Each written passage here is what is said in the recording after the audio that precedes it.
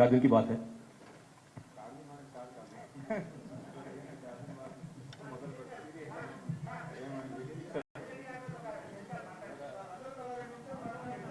రాజిరెడ్డి గారు sir sir sir లొంగిపోయిన ముగ్గురు ఒక్క నిమిషం బాబు క్వశ్చన్ అడుగుతున్నాడు. ఇక్కడ అయిన తర్వాత అడుగుతాం. ఇబ్రాహిం క్వశ్చన్ అడుగుతున్నాడు, తర్వాత అడుగుతాం.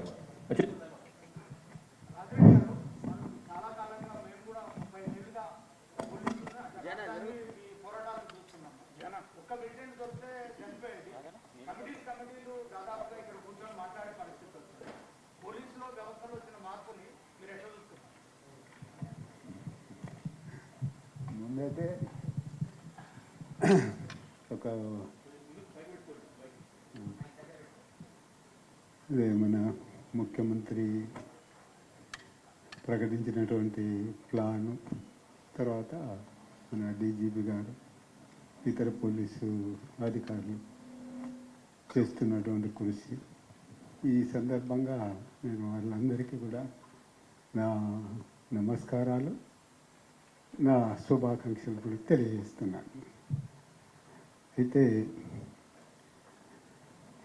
ఇప్పుడు మన కామ్రేడ్ దేవిజీ మాట్లాడినట్టు మేము రేపు ప్రజల యొక్క సమస్యలపైన ప్రజల తరపున ప్రజలతో నిలబడి పనిచేస్తామని అటువంటివి చెప్తున్నాం. అయితే ప్రజాస్వామిక పద్ధతుల్లో అనుకున్నప్పుడు వేరే పార్లమెంటరీ సిస్టంలోకి పోవాలనేటువంటిది మా ఉద్దేశం అయితే కాదు.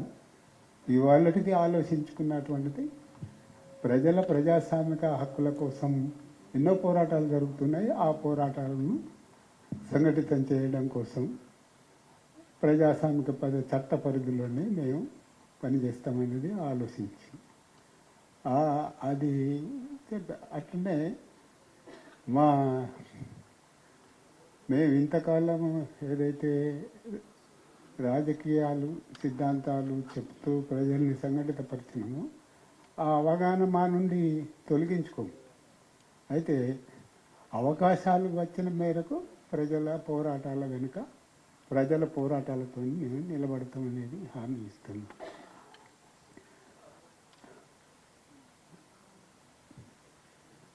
అంతే. మీ అందరికీ కూడా ముందే చెప్పాల్సిందే, ఈ మీడియా మీడియా మీడియా వారందరికీ కూడా మా నమస్కారాలు తెలియజేస్తున్నాం. మీకు హిందీ వస్తుందా లేకుంటే తెలుగు? హిందీ వస్తుందా? హింदी ओके।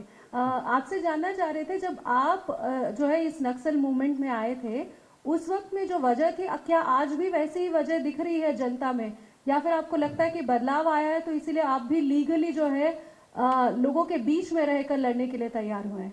क्या बदलाव दिख रहा है? आप बदलाव तो दिख रहे हैं, मगर उतना चर्चा करने का मौका नहीं। मैं बदलाव तो साधारण रूप से देखने से बदलाव तो है, और कानूनी ढंग से हम लड़ने के लिए जो लड़ाई जनता जो कर रहे है, वो जनता का साथ हम रहने के लिए सोच रहे हैं।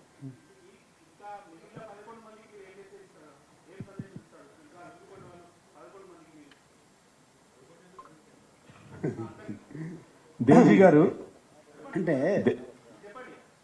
చెప్తాను, ఇంకేమైనా అడిగితే అవన్నీ కలిపి ఒకటే మాట్లాడు. సార్ ఇక్కడ సార్ రాజిరెడ్డి గారు, మావోయిస్ట్ ఉద్యమం ముగిసినట్టే అనేక సగమిక. మావోయిస్టు ఉద్యమం అని అంటే మావోయిజము ఎప్పుడూ ముగియదు. ఈ ప్రపంచవ్యాప్తంగా అది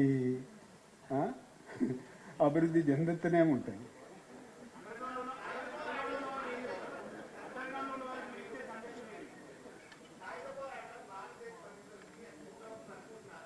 ఇప్పుడు ఒకరికి దానికి జవాబు చెప్పాలంటే అది మీకు సంతృష్టిని కూడా ఇవ్వదు. ఎందుకంటే సాయుధ పోరాటం ముగిసిందా అంటే ముగిసింది అనేది చెప్పినా, లేదా అది రేపు మళ్ళీ తిరిగి తలెత్తుతుందని చెప్పినా కూడా దానికి సంతృప్తి ఎవరు పడరు కదా. అందుకోసం ఒకటి మీ అందరికీ మా విజ్ఞప్తి ఏంటంటే, నా విజ్ఞప్తి ఏంటంటే, మేము ఇక్కడి నుంచి పోయిన తర్వాత మా అడ్రస్ మీకు తెలియకుంటే ఉండదు. మీకు ఏం కావాలనుకున్నా కూడా మాతో వచ్చి కూర్చుండి రోజంతా కూర్చుండి కూడా మీకు కావలసిన ప్రశ్నలకు జవాబులు తీసుకొని మీరు మీడియాలో ప్రచురించవచ్చు.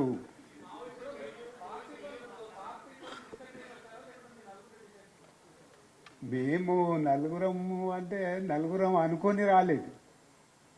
సరే, దాని వెనుక ఏదో కారణాలు ఉంటాయి కదా. ఇక అవన్నీ ఇక్కడ చెప్పుకోవడానికి మనకు టైం లేదు.